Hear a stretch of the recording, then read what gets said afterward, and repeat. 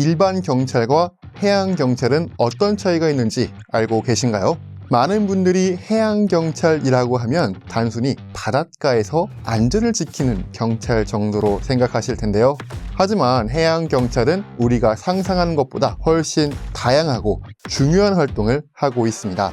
오늘 이 영상을 통해 여러분도 해양 경찰에 대해 새롭게 알게 되는 시간이 되면 좋겠습니다. 저는 해양경찰청 국민기자단 정성용이고요. 오늘 소개할 내용은 해양경찰청의 역사와 하는 일입니다. 해양경찰청은 1953년으로 거슬러 올라갑니다. 당시 일본 어선들의 불법 어로 행위가 심각한 문제가 되자 우리 바다를 지키기 위해 해양경찰대가 창설되었습니다. 70년이 넘는 세월 동안 해양경찰은 여러 번의 조직 개편을 거쳤는데요. 내무부에서 시작해 상공부 해무청, 1991년 경찰청 산하, 1996년 해양수산부 외청으로 독립, 2014년 세월호 참사 이후 국민안전처 산하로 재편되었다가 2017년 다시 해양수산부 외청으로 복원되어 현재에 이르고 있습니다. 현재 해양경찰청은 본청의 1개관, 7개국, 30개의 과체계를 갖추고 있으며 전국 5개 지방해양경찰청과 22개의 해양경찰서, 97개의 파출소, 223개의 출장소를 통해 우리 바다 전체를 관할하고 있습니다. 그렇다면 해양경찰은 구체적으로 어떤 일을 할까요? 첫째, 해양주권 수호입니다. 독도와 이호도를 비롯한 우리 해양 영토를 지키고 외국 어선의 불법 조업을 단속하며 대테러 활동까지 수행합니다. 둘째, 구조와 재난 대응입니다. 선박사고나 연안사고 발생 시 신속한 구조 작업을 펼치고 태풍이나 지진, 해일 같은 해양 재난에 대비합니다. 셋째, 해상교통관리입니다. 해양 교통 관제 시스템을 운영하고 선박의 출입항을 통제하며 위험 선박에 대한 안전 점검을 실시합니다. 넷째, 범죄 수사입니다. 해상에서 발생하는 선상폭력, 절도, 밀수, 밀입국 등 다양한 범죄를 예방하고 단속합니다. 다섯째, 환경보호입니다. 해양 오염 방제 정책을 수립, 운영하고 사고 발생 시 첨단 방제 장비를 활용해 신속하게 대처합니다.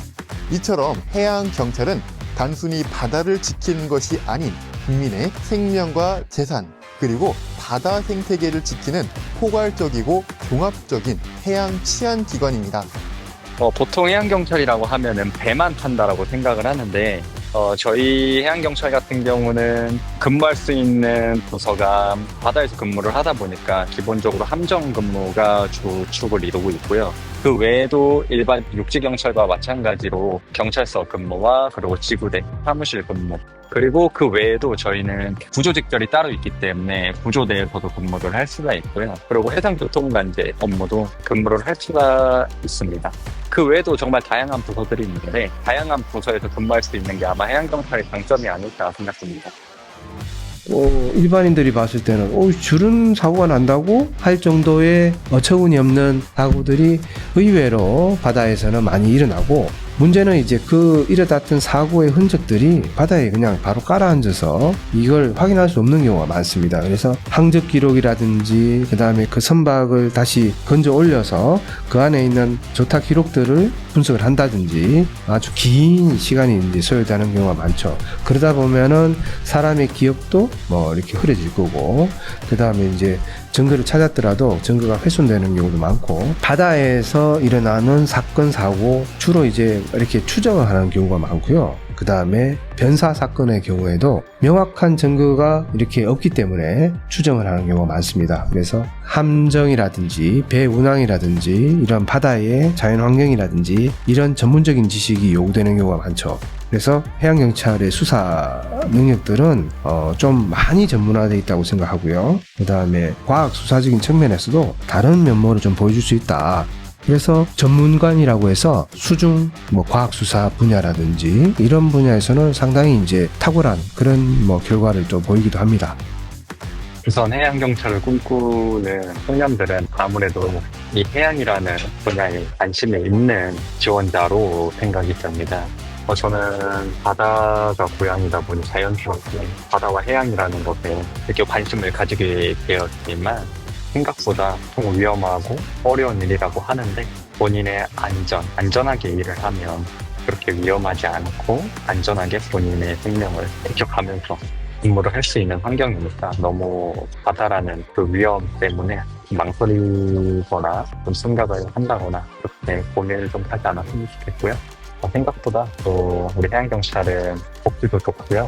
그리고 무엇보다 좋은 사람들과 이렇게 같이 근무할 수 있는 환경과 여건이 잘 되어 있기 때문에 단체 생활을 좋아하는 그런 사람이라면 너무 잘 받을 거라고 생각을 합니다. 포기하지 않고 멋있는 해양경찰이 되기를 바라면서 제가 열심히 응원하겠습니다.